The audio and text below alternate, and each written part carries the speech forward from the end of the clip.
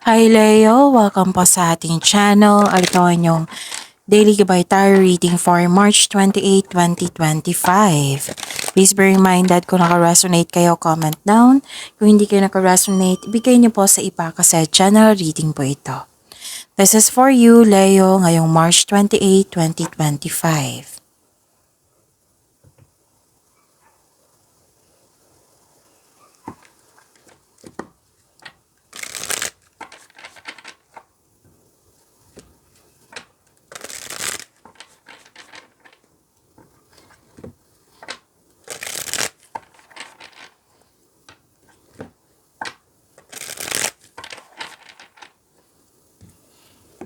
Para po ito sa inyo, Leo, ngayong March 28, 2025.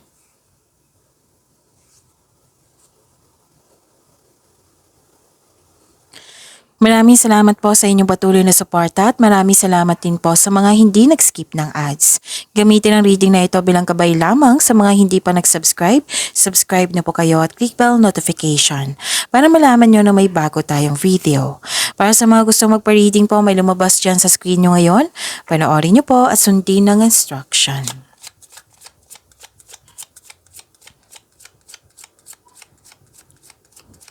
Spirits Guide, mga ganap po para kay Leo ngayong March 28, 2025 ay need 3 cards po.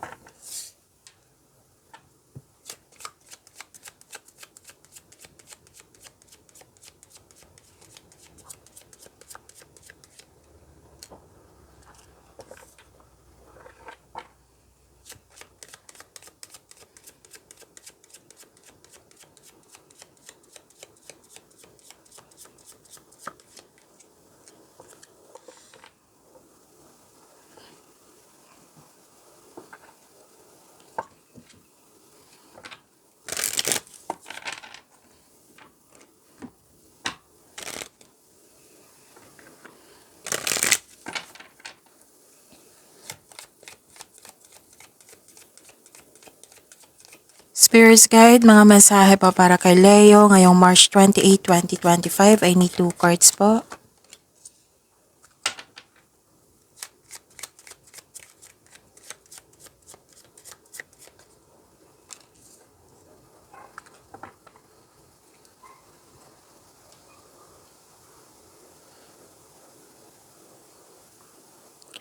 Ngayong March 28, 2025 para po kay Leo. Wow! Ang ganda, kasi naman nakita kong prosperity dito, may dumating or parating pa na malaking pera, transaction, cash flow. So claim niyo po, Leo.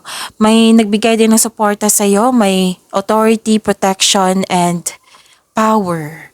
May nag-uusap dito regarding sa malaking business. Okay. Pwedeng tungkol sa inyong career and finances. May nag-uusap dito, pwedeng boss or amo or mentor mo ito, wiser. Pwede din isang mother figure kasi may energy na isang mother figure dito. So, bibigyan mo na ng aksyon yung matagal mo ng plano. May movement dito, oo. Pwedeng nakaschedule na yung biyahe mo or may biyahe kayo ngayon. Oo, may lakad kayo ngayon. Pwede din may biyahe na pwedeng new journey, adventure, or bakasyon.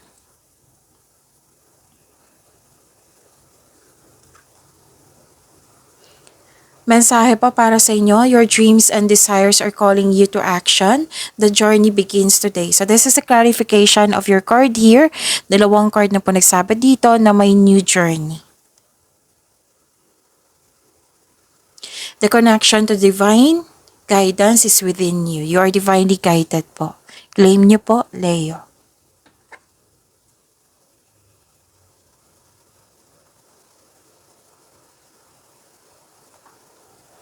Spirits Guide, energy po ni Leo ngayong March 28, 2025. I need 2 cards po.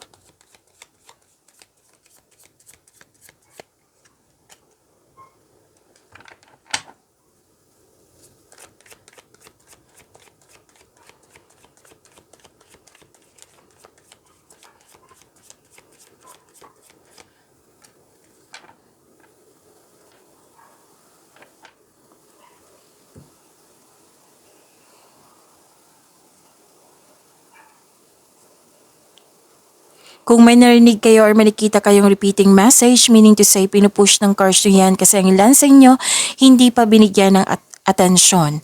Like for example, nanood kayo ng March 27, 2025. Ngayon, nanood din kayo March 28, 2025.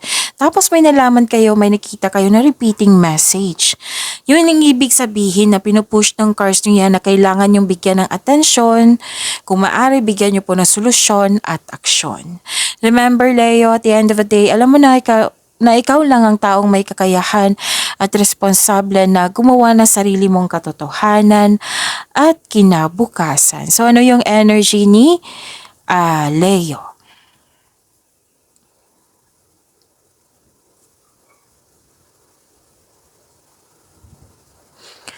Hard work, productivity, yung sinabi ko kanina sa inyo na full of action, movement. So, nag-clarify siya dito sa tarot cards nyo from your oracle cards. This is also transition. Okay? So, may bagong kasanayan at kaalaman. And this card reminds you kapag ginawa mo ang gusto mo, mamahalin mo ang ginagawa mo. Ang tagumpay sa pananalapi at seguridad ay produkto na iyong pagsusumikap at desisyon at taas ng iyong tagumpay ay nasa iyo na. So, keep up the great work. Okay? So, naging hard worker ka dahil gusto mo maging secure yung future mo. So, hard work at dedikasyon sa inyong love life ba, sa inyong sarili, sa trabaho ba, for prosperity. So, this is the clarification of your card here. Usually, career and money na gumagawa ka ng paraan, binigyan mo ng action, naging hard worker ka, dedicated ka masyado sa negosyo ba o sa trabaho for financial prosperity. So, pwede din nag-aaral kayo ng new skill kayo ngayon para pandagdag income nyo po.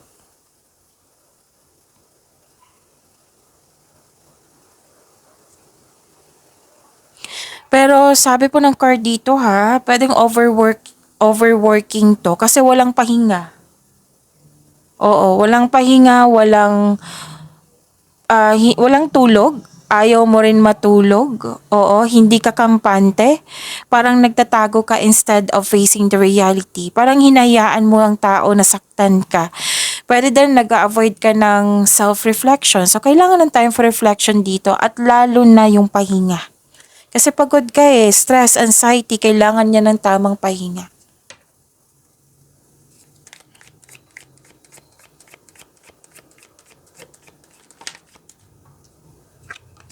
This is for your career and money.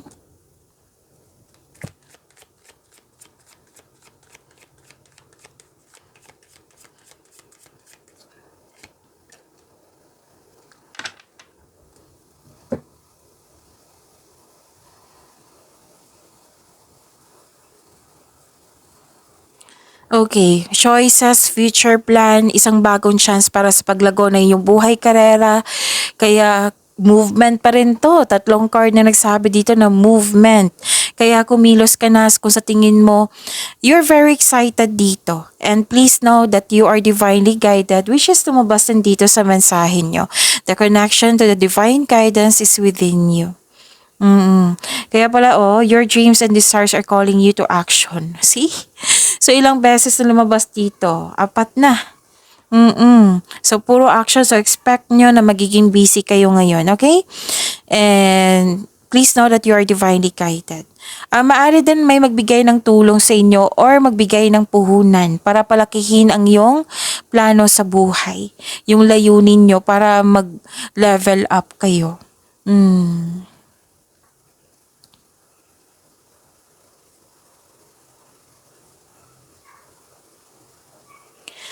Nagkaroon lang ng hesitation at delay. Pwedeng disappointed ka kasi you felt defeated. You felt defeated kasi may delay or nagkaroon ng hesitation para gawin ng aksyon. Yung plano mo, marahil naghahanap ka ng timing or nabigo ka na noon kaya guarded ka. So, para mawala na yung hesitation na yan, kailangan ng konkretong plano. Tapos, kung paalala ng card nyo dito na kailangan yung lumabas sa comfort zone kasi sa labas ng comfort zone may success. Yes, may challenges pero may success.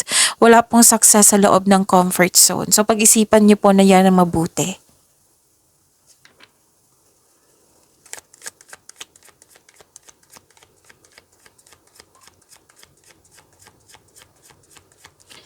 Spirits Guide, Love Life, Self-Love, Partnership, and Romance ni Leo ngayong March 28, 2025.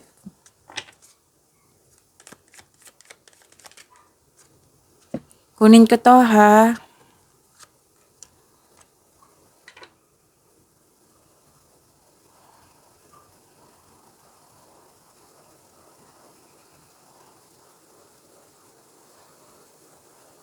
Okay, may happiness dito and fulfillment. Sa mga single po, sobrang saya mo ngayon kasi gusto ka rin ng taong gusto mo. Plus points na yung may love, respect sa'yo. Sa mga may relasyon sa buhay mag-asawa, masaya kayo ngayon at satisfied kayo sa inyong pamilya. Magkakatanggap ka din ng sustento para sa anak mo. By the way, maraming salamat po sa patuloy na tiwala, suporta sa ating channel at maraming salamat din po sa mga hindi nag-skip ng ads. Okay, parang may sobra sa alak dito or sobra sa kaka-party. May nakita rin akong away. Pwedeng lumabas ito kahapon sa inyo. May nakita kong away kasi hindi maganda yung treatment niya sa'yo. At pwede din may third party concern kasi may nakipag-inuman, nakipag-flirt, magkakaroon ng affair. Pwedeng concern to sa'yo or concern mo sa kanya.